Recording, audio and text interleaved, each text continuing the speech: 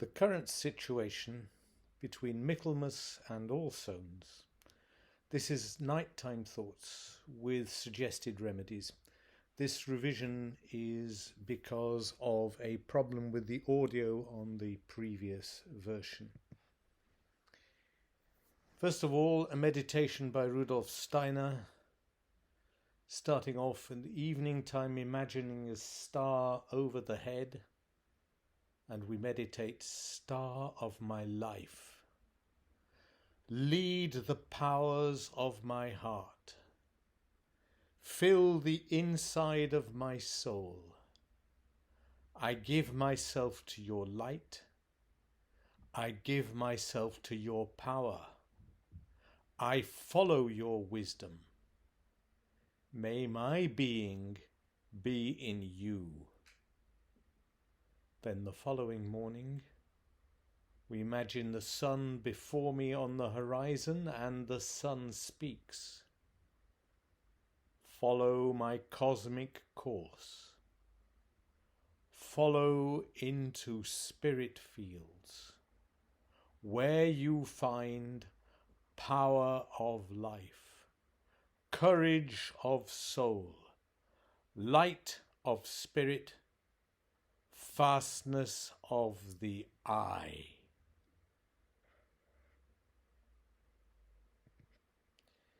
This update on this situation is reflected on the image, a hand drawing by Rudolf Steiner, which shows the situation between St. Michael and the Holy Knights in preparation of consecrating the night times which we will have.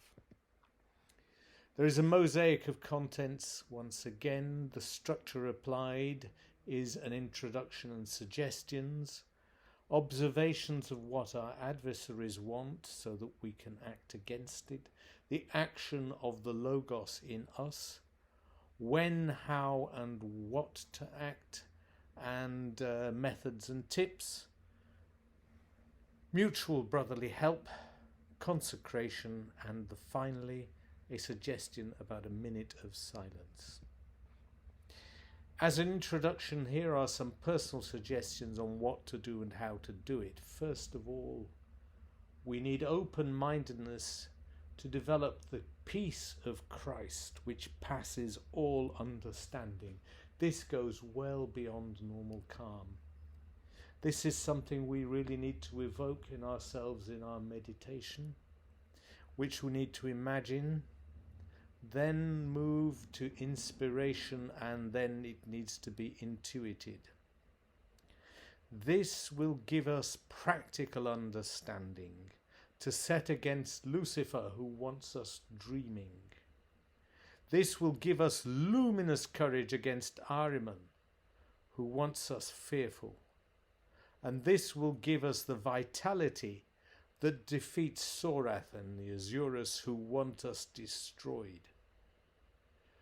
We do this by consecrating ourselves, and here I am reminded of an image I experienced when I went to see the consecration of priests at the Christengemeinschaft at the seminary in Stuttgart, where altogether some 200 or so priests all responded, Ja, so sei es, which is yes, so be it, at the end of each response. We need to be aware that doing things, in other words, carrying out exercises, goes beyond knowledge, because this creates experience. Experience, therefore, is integrated into our soul, and this has then the possibility of becoming new faculties after death, and if we are fortunate, even before that time comes. However, it is important that we anchor ourselves to the earth, and this is why, as you will see, we need to think the living concept of all and any man-made things we meet. Every chair, every bottle, every wall, every road, every table, every wash basin, every bed, every bookcase, every bed, every flaw, everything we meet, because these are things that are all portals to the Spirit for us because we practice concentration.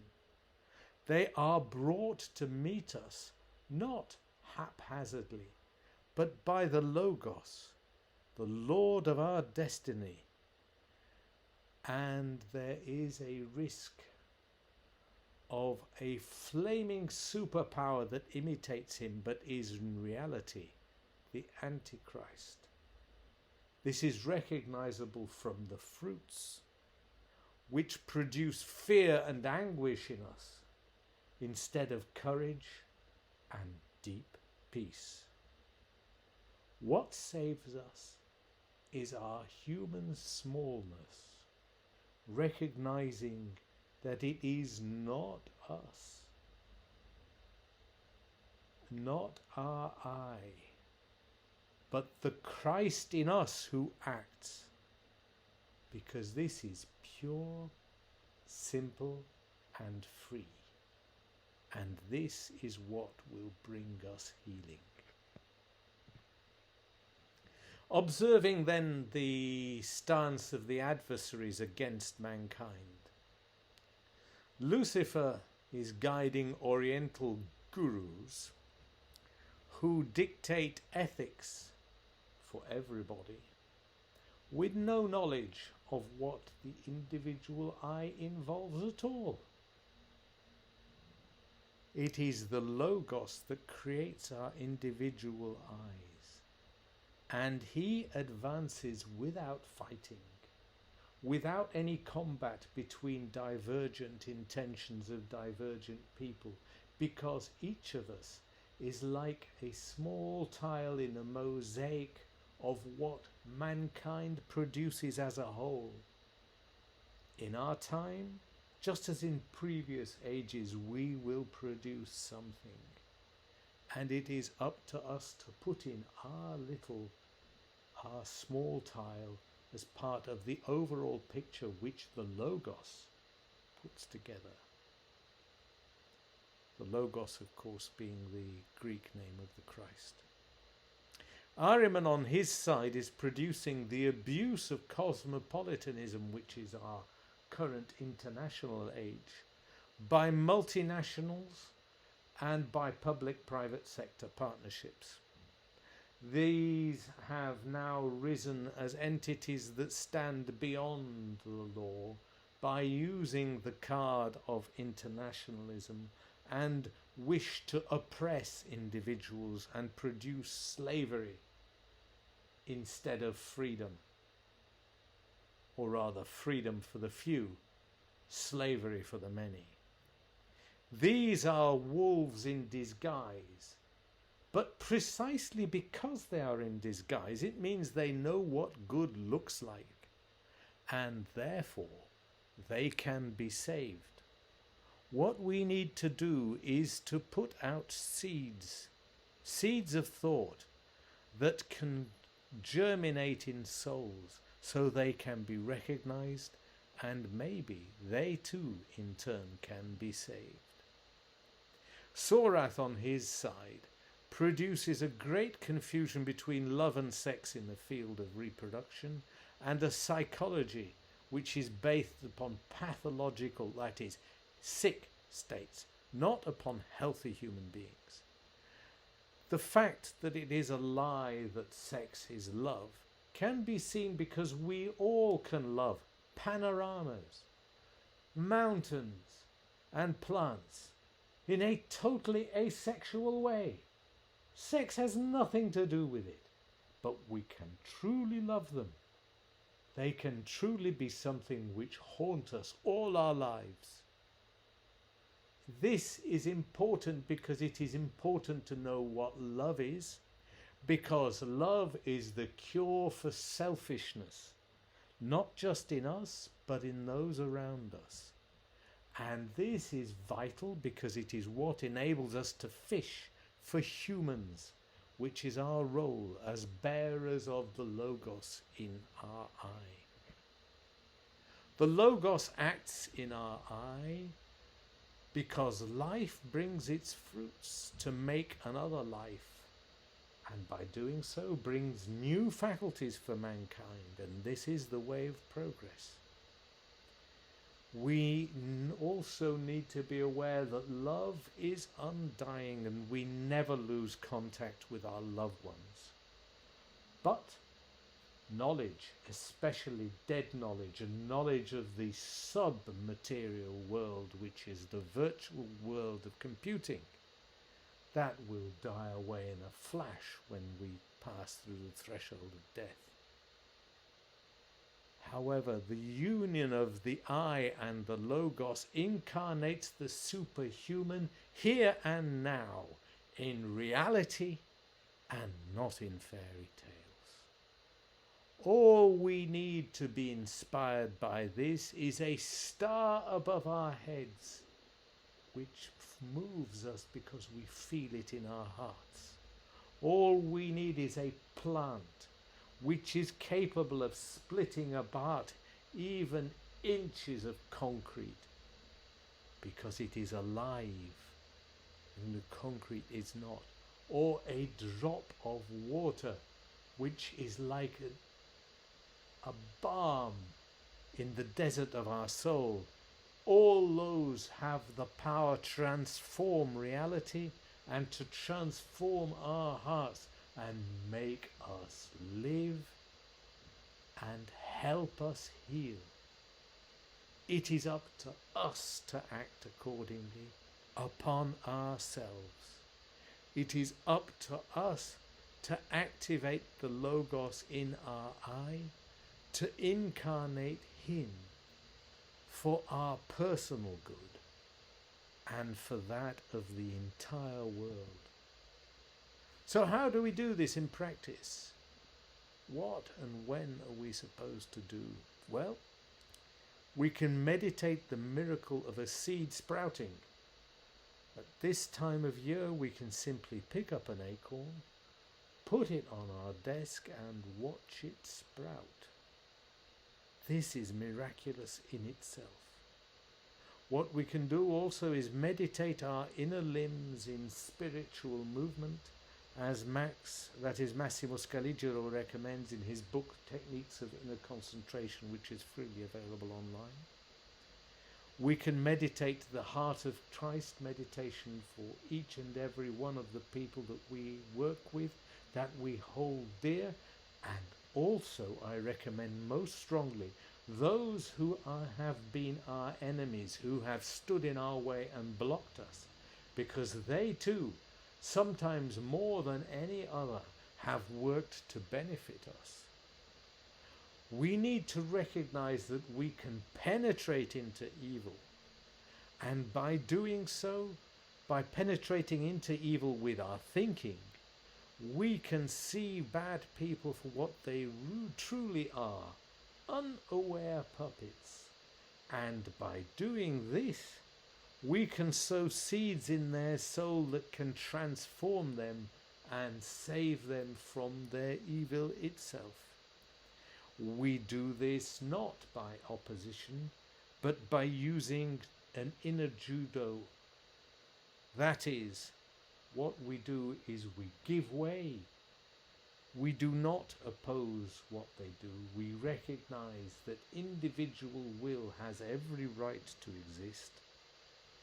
This is how we do it. This is how we evoke a stronger will, a deeper will, the will of the Logos in us, which accepts everything, including evil, but transforms it to make a greater good.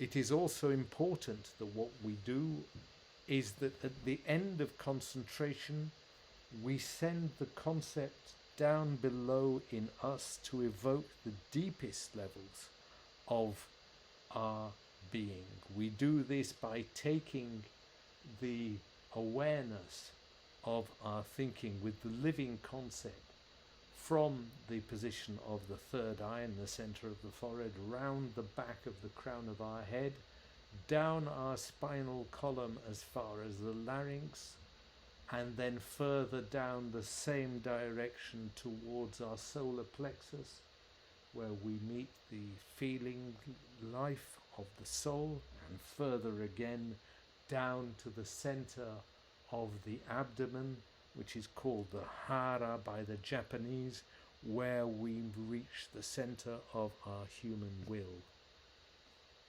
We can also practice memory review over our entire lifetime, because this is not just a practice for what we will do when we die, but it gives us huge lessons for the significance of our actions, what matters and what does not. It gives us the opportunity to practice courage by looking fear in the eye when it presents in us and saying, let us not run away from it, let us see what it is, what it wants from us. And we will find each and every time that it is fear that runs away from us, not the other way around. We can also examine desire to see what that wants from us and how much illusion is in it, and also use our exercises to create new instincts, using pure action as the means. This gives us the opportunity to be the Logos in our eye and to win for ourselves and find Christ's ataraxia, that is, the living peace of the Spirit.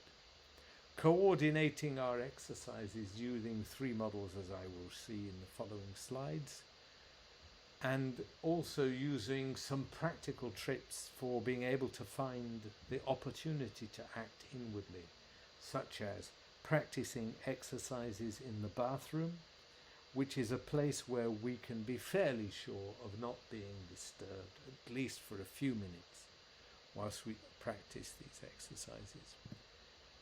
We can also use mutual brotherly help and confession and solution. Now, at the end of the chapter 20 in the Gospel of John, which is right at the end of the Gospel, the resurrected Christ meets the disciples, breathes on each of them and says, "Receive the Holy Spirit." And he gives his peace to us, and that is what I refer to as the ataraxia of Christ. But he then goes on to say, "To some you will give relief by discharging their burdens, to others you will give the power to bear them." How do we know which to use? I suggest we meet in twos, or small groups, if not much more, in complete secrecy, to examine our difficulties, what blocks us, what our problems are, what oppresses us. And we meditate the situation together. What we're looking for is what we can resolve. In other words, even with many people, if we need to, using the miracle techniques of Maître Philippe, so that we can discharge their burdens, and what lies beyond our resources, so that we can give people the power to bear them. We can also judge in doing so what impulses spring from the past and are therefore in our soul, and what are trials in preparation for the future. Also need to be aware that the heart of Christ exercise caters for everyone and offers actual help even in these circumstances, and is therefore a vital assistance to us all. Here we have the original timetable I suggested with exercises during the night. I no longer recommend this, not even in the second version.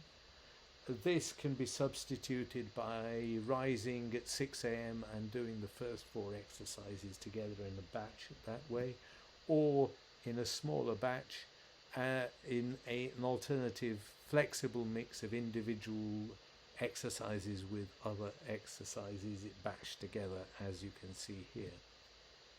In conclusion, let us not despair. Multiple defeats count for nothing before a final victory. Remember, we sow the word, and the word, the Logos, decides when the listener's life will be transformed. Our job is just to sow the words that may or may not germinate in the souls of our listeners. When the time comes, when the time is right, it will happen.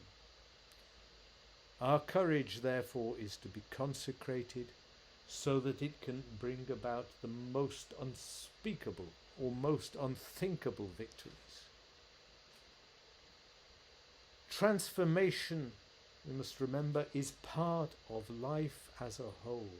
And it is, if we like, the musical law of resurrection. Musical, like a change of keys. Our lives are transformed by changing the key for a melody. It changes the whole mood.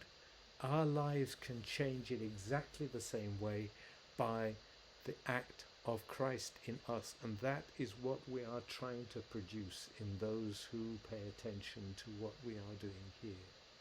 The path runs from Michaelmas, which is now drawing to a close, into All Souls and to Advent, and then the consecration of everything in the 12 holy nights, which crowns the whole ritual. Michaelmas is almost done now. Now we can ask the dead for help, especially those we've helped, particularly in the COVID crisis. Let us make the night that overtakes us holy, consecrating ourselves and the shining starry night to what comes next. The other suggestion I have for those who do not wish to burden themselves with everything is at least to take part in an exercise which was started in the First World War just over 100 years ago. That is a 1 minute silence at 9 p.m. This was started off by a chap called Pole, who was on the Eastern Front in Jerusalem, and he got this inspiration on that front at the time. And what we do during the 1 minute silence at 9 p.m. is up to us. We can pray, we can meditate, we can concentrate, we can contemplate, we review our memories, anything we like. The goal is free, whether it be for peace, for freedom, for healing, to create or make miracles, to reflect, to find solutions, to find understanding and make undertakings. Makes no difference. Anyone can take part.